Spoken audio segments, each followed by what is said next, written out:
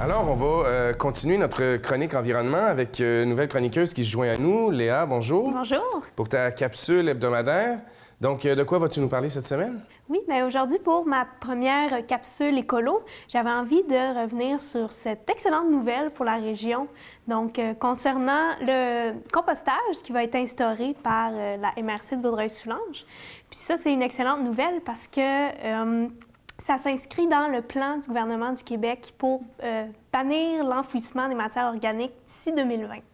Puis ce qui est important à savoir, c'est que les résidus alimentaires dans votre poubelle, dans votre cuisine, c'est environ la moitié du sac de poubelle. Donc, avec le compostage, ça va vous permettre d'économiser en termes de sacs de poubelle, sacs de plastique, tout ça.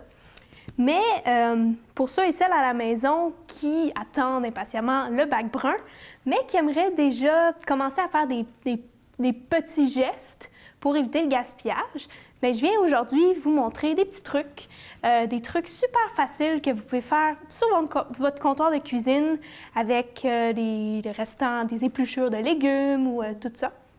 Donc, par exemple, la laitue. Est-ce que vous saviez que la laitue, on peut presque la faire repousser indéfiniment?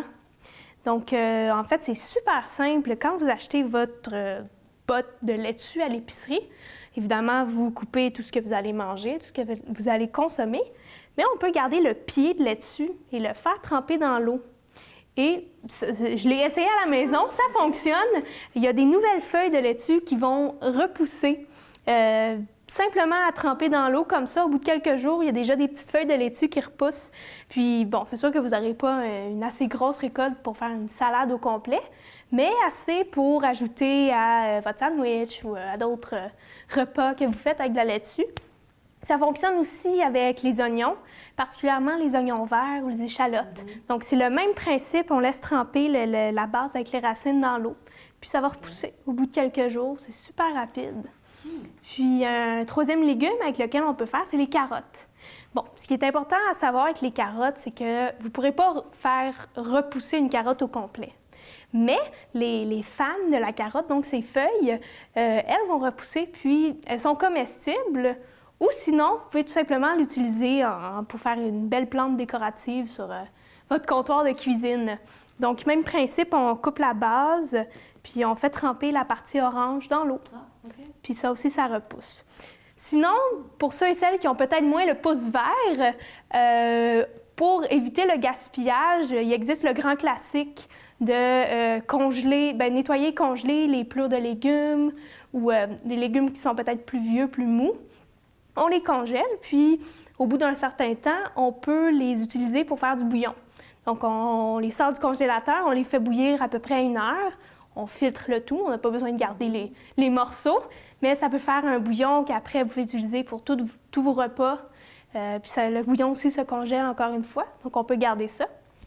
Puis finalement, avec les fruits, on n'a pas parlé des fruits encore, mais tous les fruits mous, donc vos bananes qui sont peut-être un petit peu trop mûres ou vos fraises qui deviennent un peu plus molles, tout ça aussi, on met ça au congélateur. Puis quand on a envie de se faire un bon smoothie, bien, on sort ça, on le mélange, ça fait une super collation santé.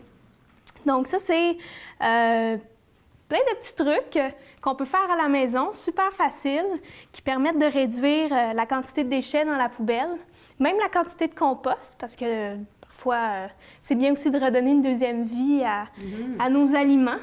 Puis, j'ai une page Facebook sur laquelle je vais publier des liens avec plusieurs autres trucs qui sont possibles.